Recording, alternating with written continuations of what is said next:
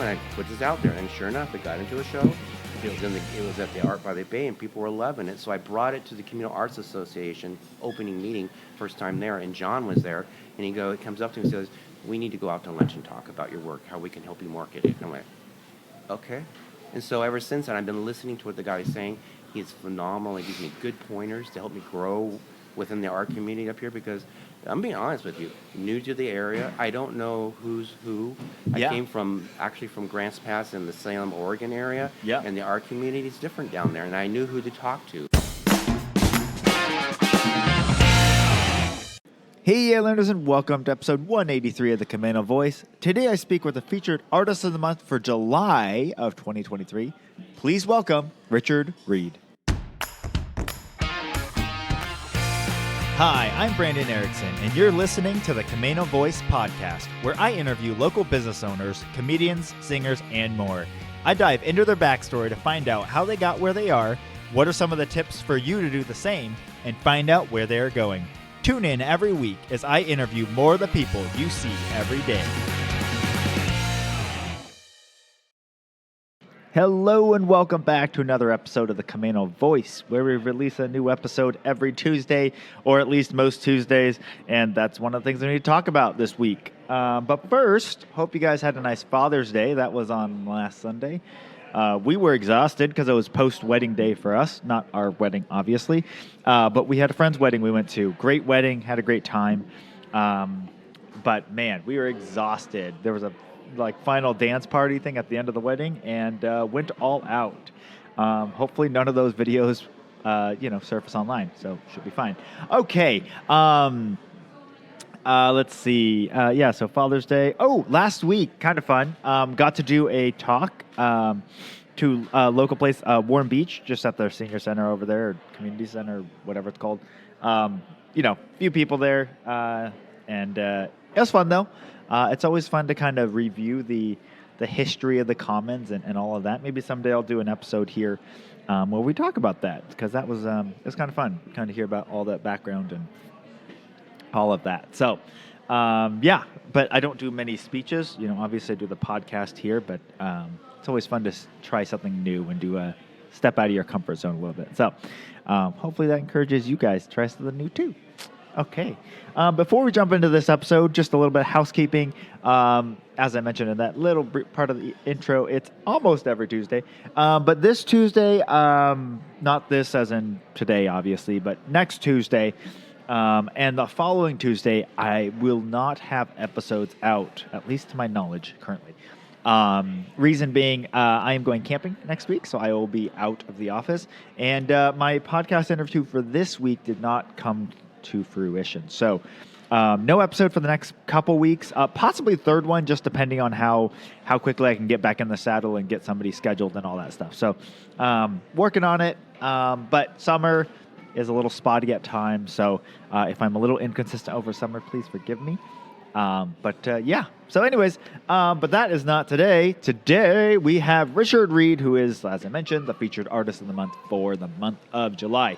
That means he is here through the third week in July of 2023. So if you are around, please stop by and check out his artwork. He does an excellent job. He has been, the stuff I've seen from him, that we actually talk about one of his paintings. We talked about a lot of his paintings, but one today we talk about, it's his whale painting that he does, that he did. And it's such a cool painting. So I had a great conversation with him.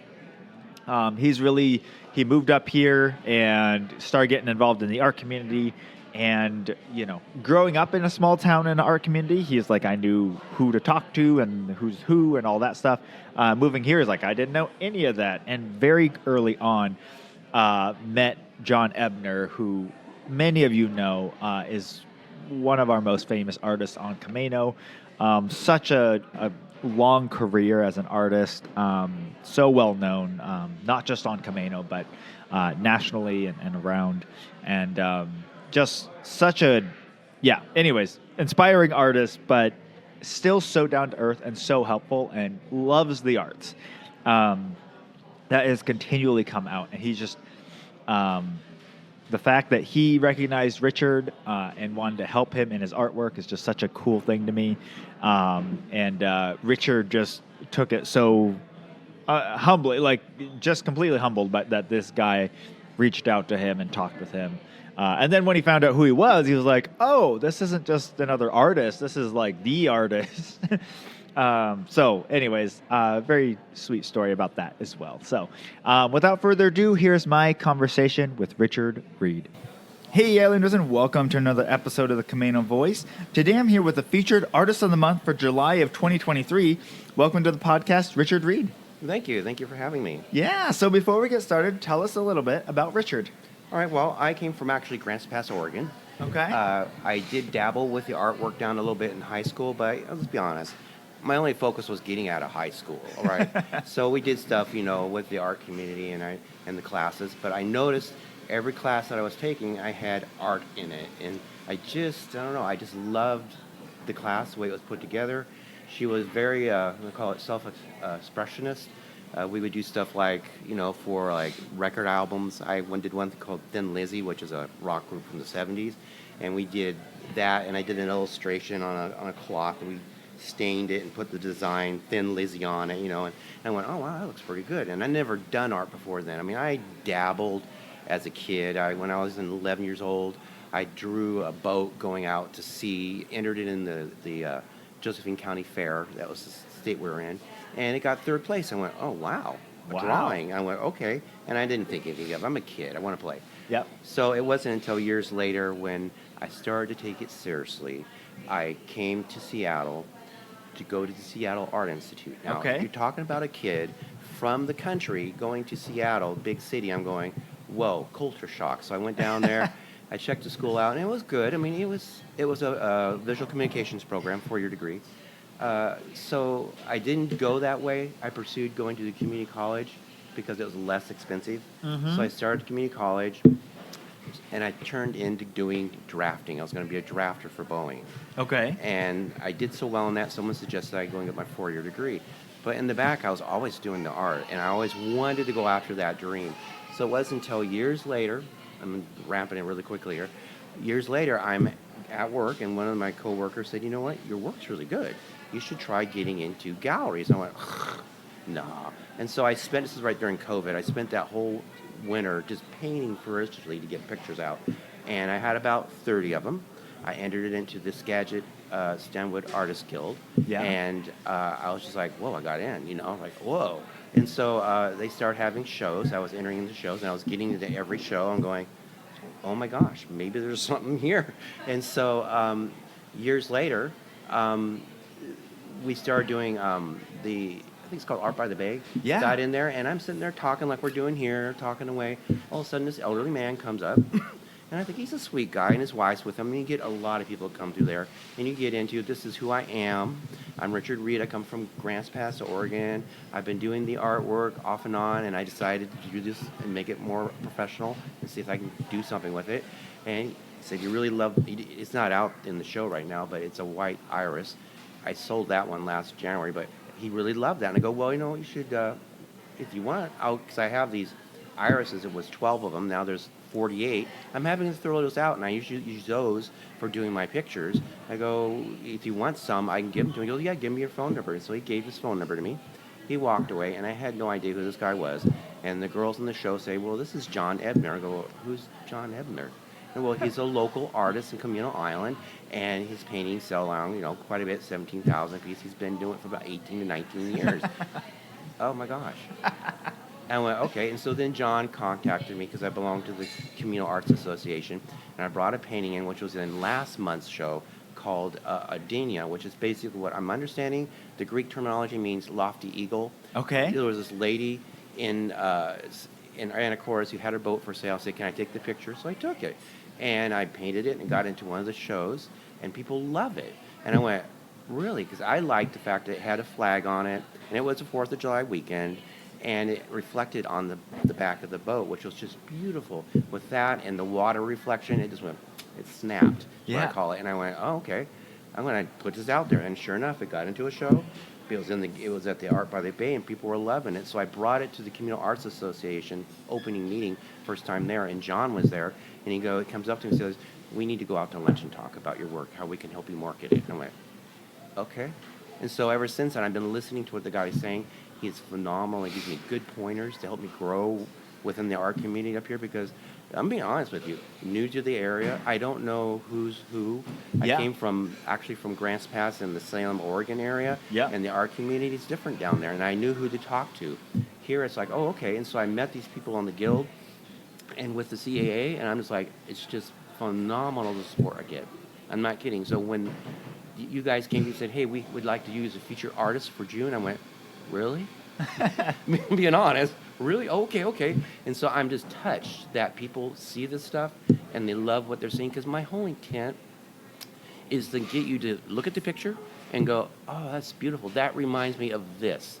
And I do that because I remember growing up as a kid. I'm flipping back to who I am. Growing up as a kid, I just loved, don't know who he is, Norman Rockwell. Yeah. His work was phenomenal for doing that detail, and he's basically saying a statement in every picture he does. And what always got me was the Thanksgiving table, because in our family it was like that.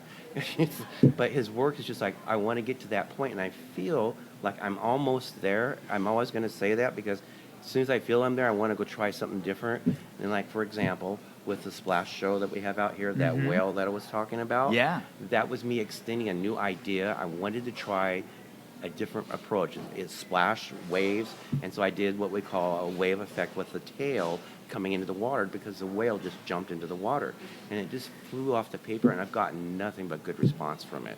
Yeah. That's very cool. So you mentioned when you were growing up, you dabbled in art and stuff like that, but you didn't personally partake a lot. But were there a lot of artists, and was the community there really strong? Now, in Oregon, it is. But I'm going to tell you, it's very diversified. We have what we call contemporary art, and we have fine art. I'm more focused on the fine art, because I just love the way the work looks when I get done with it. And nothing against contemporary. There is some work here on the island done by other artists. I just love what they do, and I love the design. But I like to focus on the fine art. This is my skill set. Yeah. But I had artists in Oregon who, they were doing exactly where I was at. But I say this with being humble. If you ever watched the movie Karate Kid, where Daniel is like wax on, wax off, Yeah.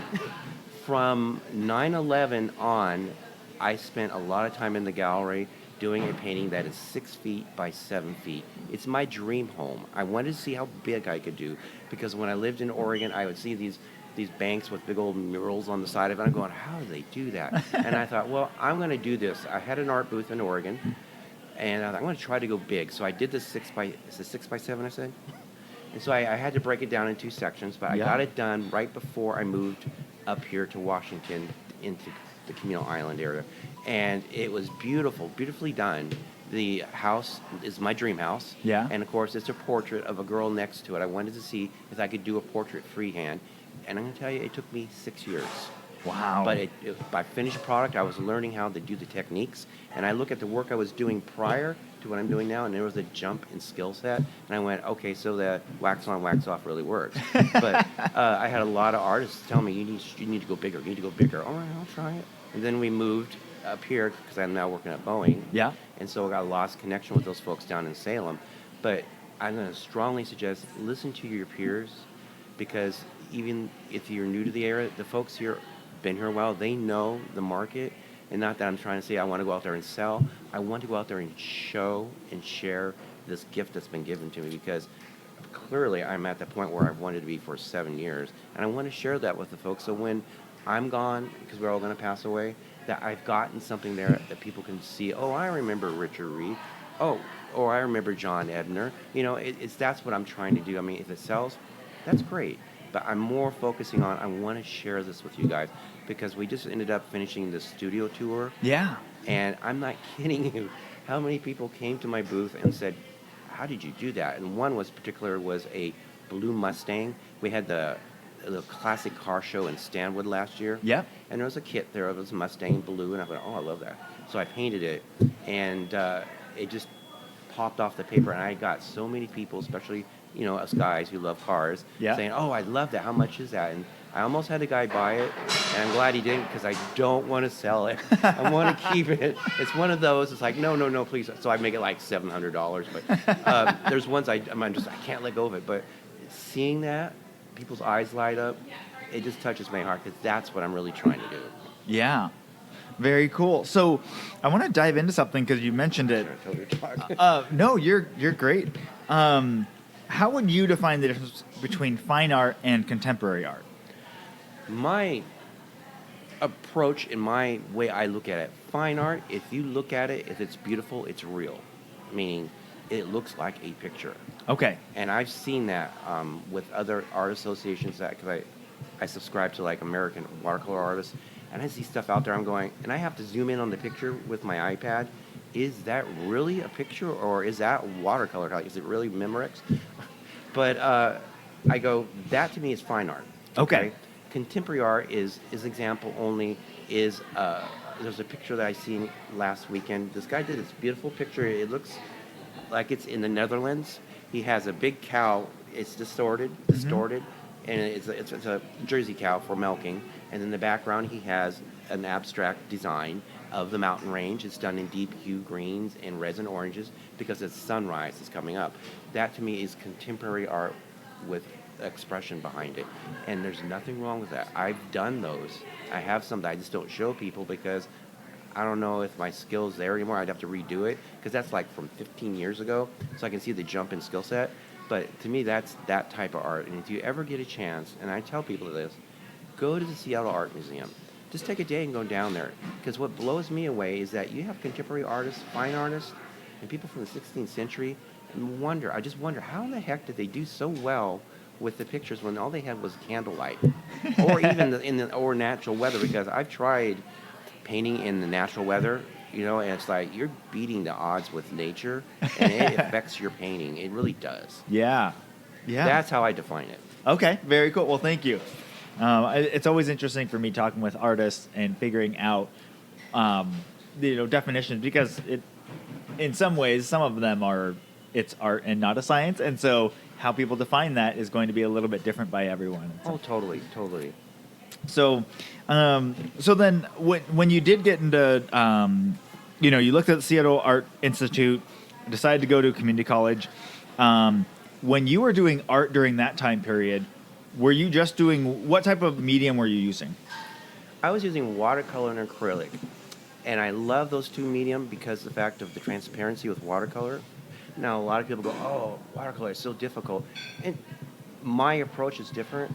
I'm really focusing on my drafting skills. When I do the work, I draw it up just like the picture that I want it to look like before I even start. So that's putting in all the detail to make it look like what I want it to look like in the end product. Plus, it helps me stay within the lines, which sounds kind of funny, but it does, because there's shading techniques that go on within the structure, the form on the paper that you don't want to mess it up. So I go from focusing on detail, and that's just how I paint. I love acrylic because of the hue colors. In all my paintings, when I painted, I always heard the same thing: how did you get those colors?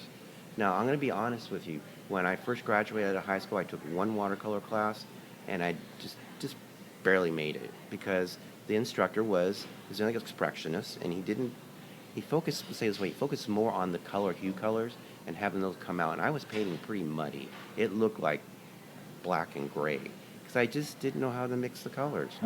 And so I took a class from him and his advanced class, and it was a jump in how, I'm just going to tell you, it just jumped in how to use the colors.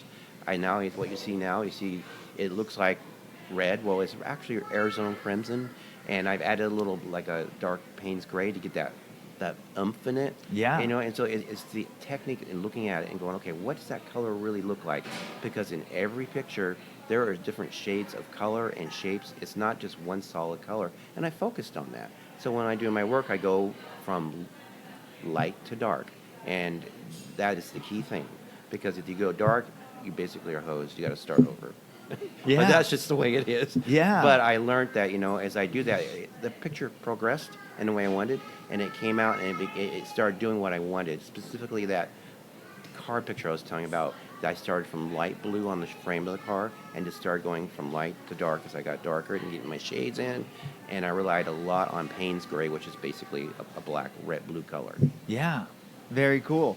So then when you say watercolor and acrylic, do you mean you're blending those in each painting? Like you're doing both? Not so much. Okay. I'm altering between different styles. I have one picture I have yet to show anybody yet. It was done specifically in acrylic. I wanted to see if I could do acrylic, and it's a rhododendron, and it's full scale. It's like I want to say like 34 by 48. Wow. I got to get it framed. I got to find a frame. I'm gonna have to build it, but it was my first acrylic, and the colors just snapped and came out pure like I wanted. Dark greens, the nice beige colors within the white of the flower, and it's like, wow, I love acrylic, but I stayed away from it because I didn't know once your palette dries up, I thought that's it, you can't use it. And then one of the people that I'm in the community with said, well, you can use alcohol to dilute that. I went, what? So I went, okay, I'm ready to go back and try some more acrylic because I have acrylic paints at home. I just haven't been touching them because of that one factor. But I more likely like the color. That's what's drawing me. Yeah. Watercolor is transparency. I love it. I'm just like, that's my thing. And acrylic does the same thing, but it's hue colors, and hues are like the natural colors in any material. It stands out. And I went, I'm going to keep doing that. So my next project, I was just saying a little bit ago, was I'm going to do whales.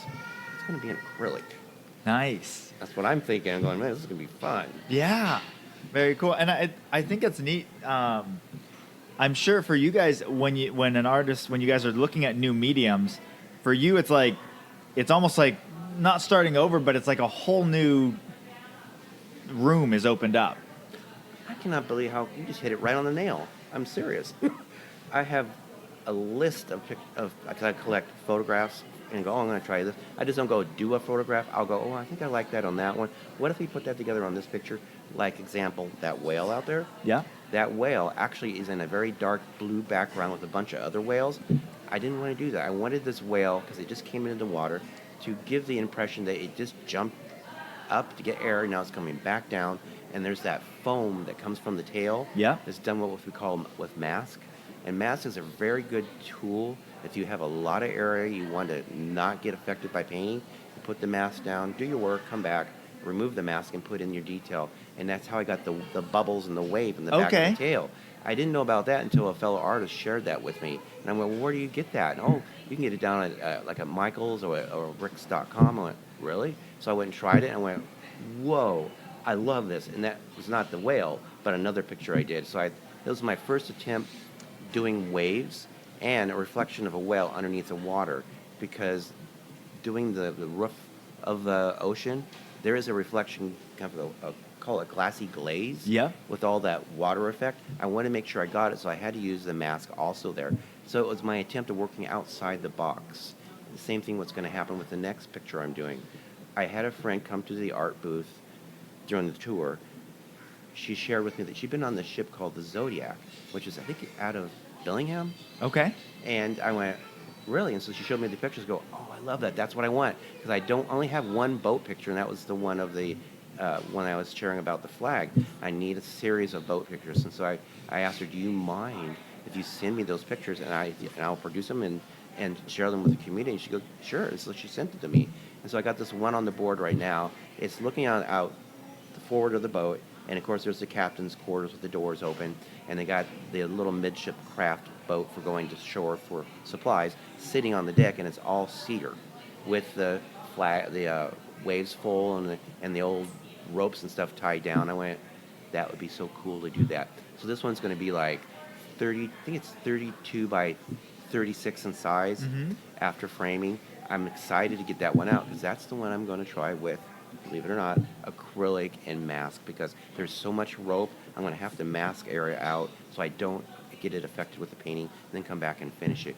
But it's just taking those challenges, working outside the box and your limits to see what you can try differently. Kind of like that wax on, wax off. Yeah, that's awesome.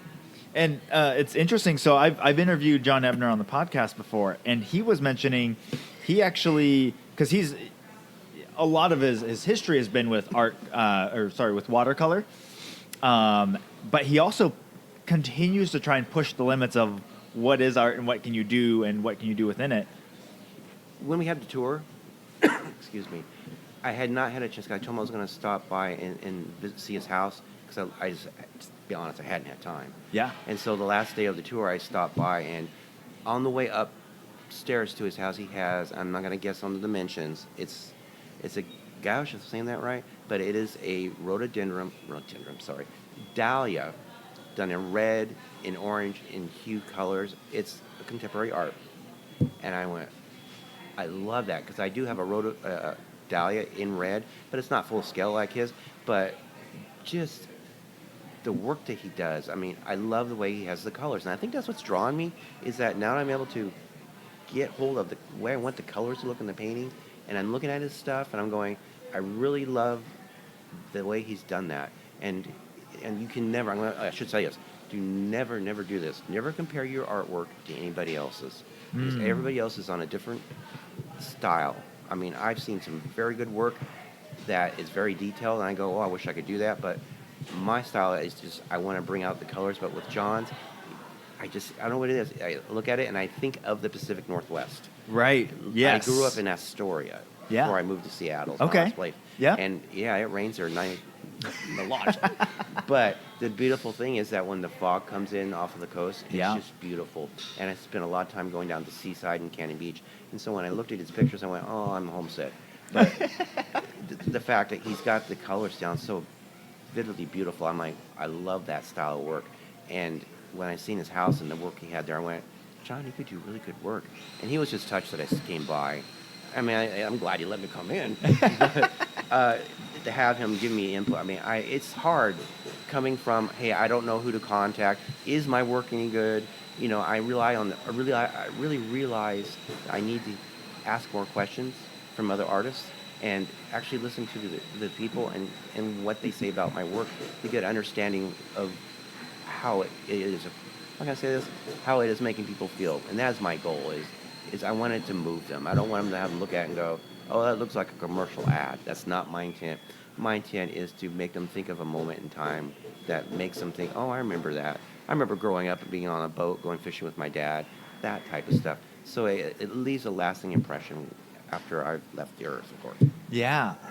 Yeah, very cool. And that is, like with John, he was talking about how he actually will sometimes blend acrylic and watercolor in his paintings. No, I did not know that. That's awesome. Yeah, So that might be an idea. I would be really open to trying that on this next picture. yeah. I didn't know you can do that. I mean, I did one time. I'm not going to show it.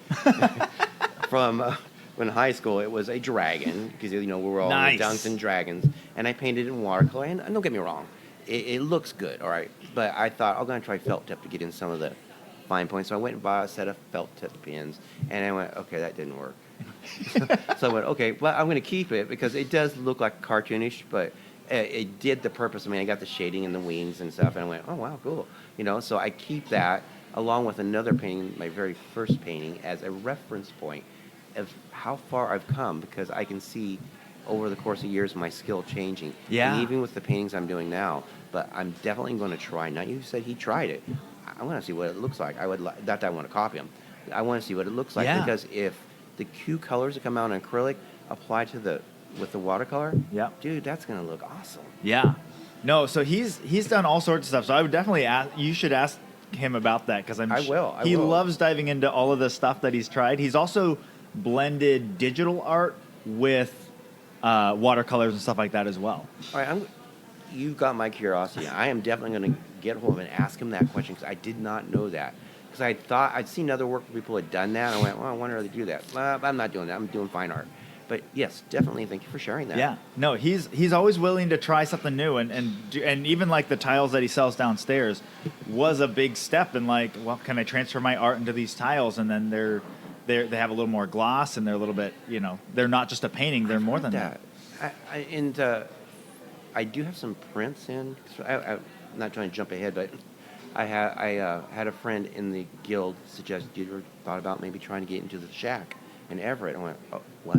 So I went and checked it out, and sure enough, the show was closed, but they had fresh paint. And now I like to think outside the box and try new things, because if you don't try it, you're going to be regretting it when you get old.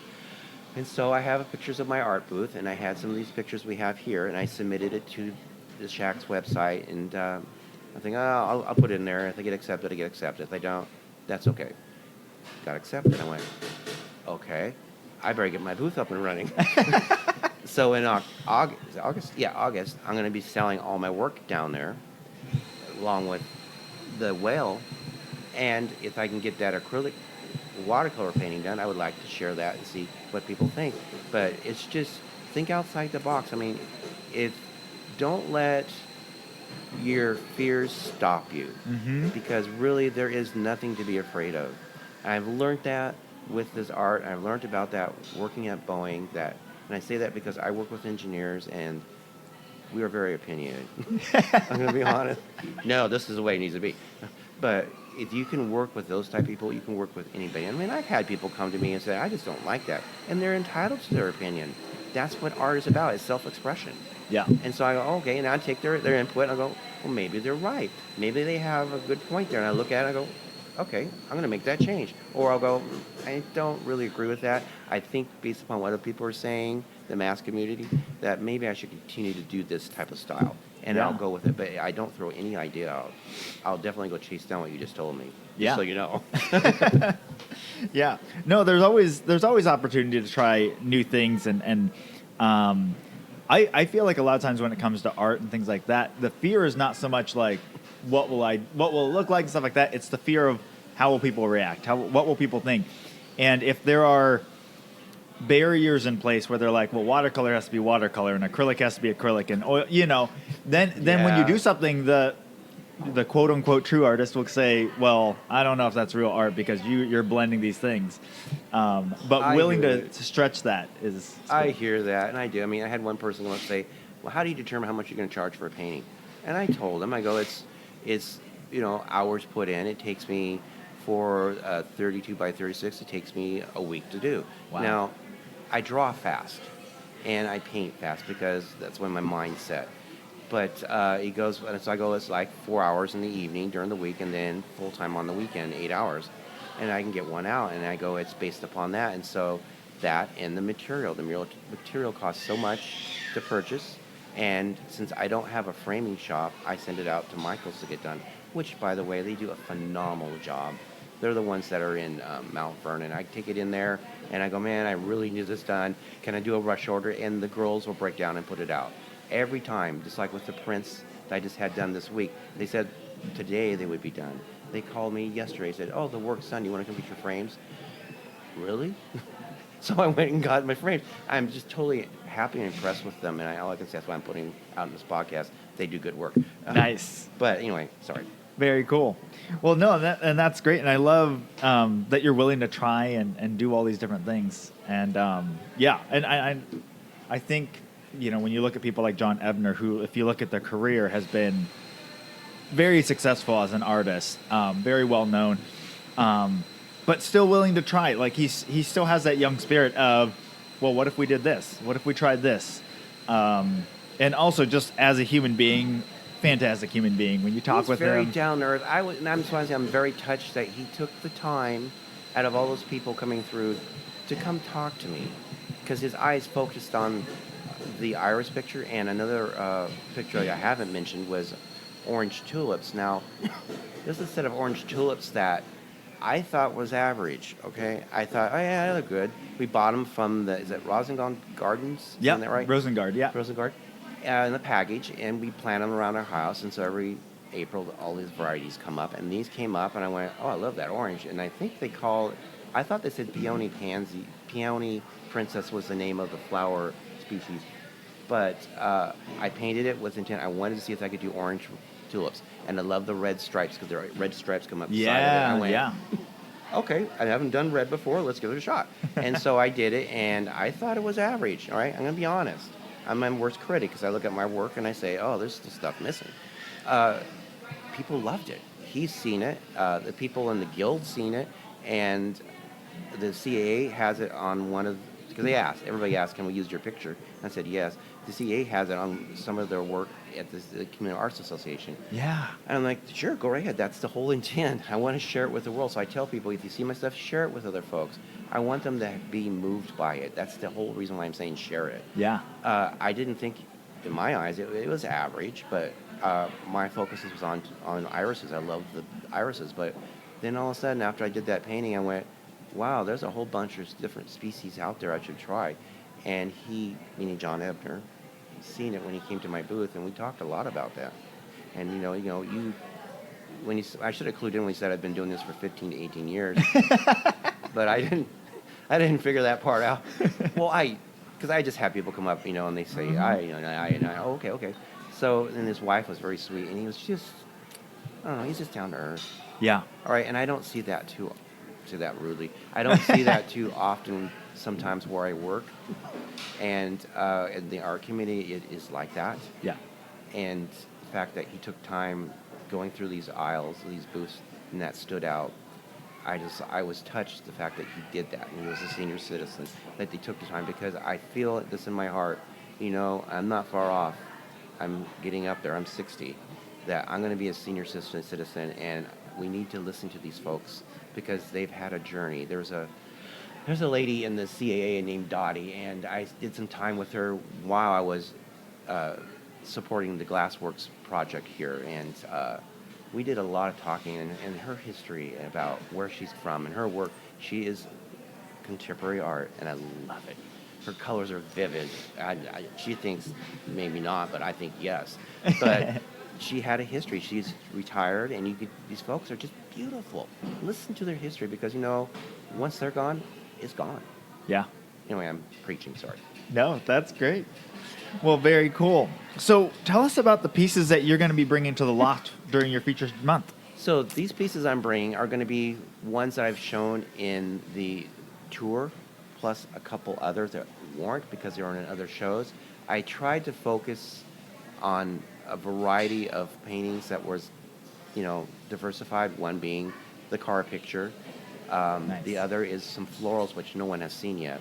One is, I call it, two of them. Morning daylight, afternoon delight.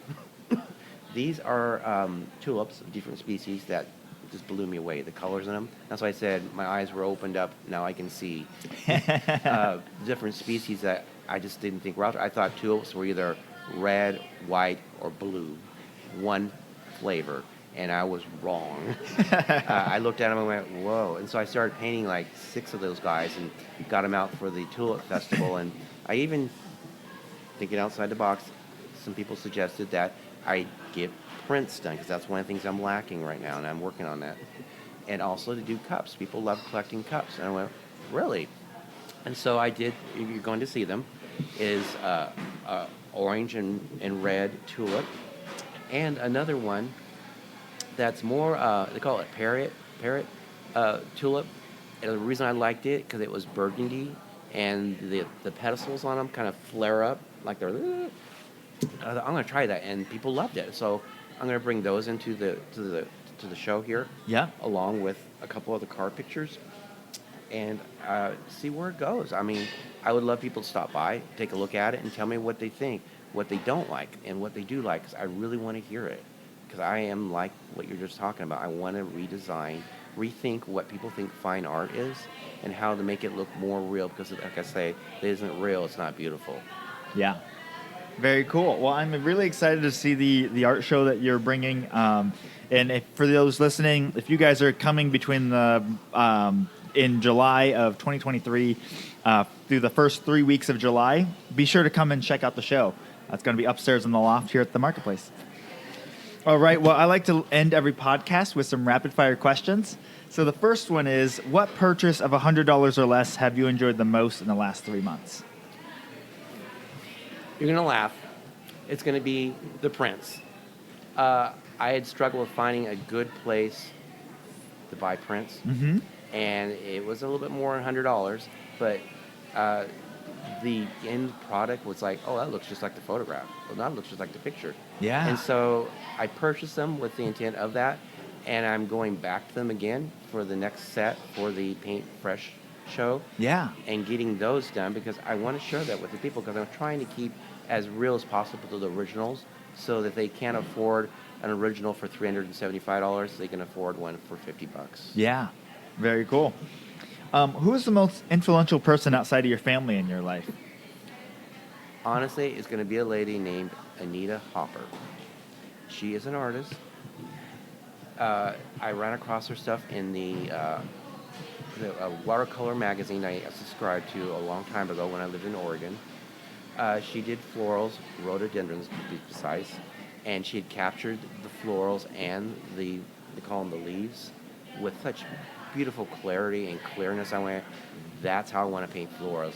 So when you see the florals, that's what I'm trying to reach, that style of painting. Not like hers, but my style with the colors coming out. And I think I've captured that with the orange tulips, not by just trying, but just by chance. Yeah. So I'd like to see if I could recreate that with new ones. And I think did capture that pretty good with the tulips I'm going to share in the upcoming show. So I'm excited to see what people are going to say. Yeah, very cool. All right, this is a fill in the blank question. I know this is weird, but I've always wanted to blank. I've always wanted to go to Hawaii and paint in real life a scene there. Oh, very cool. I'm thinking more like the Coalition Culture Center. Yeah. When I went there for graduation a long time ago, that was one of the tours we went on.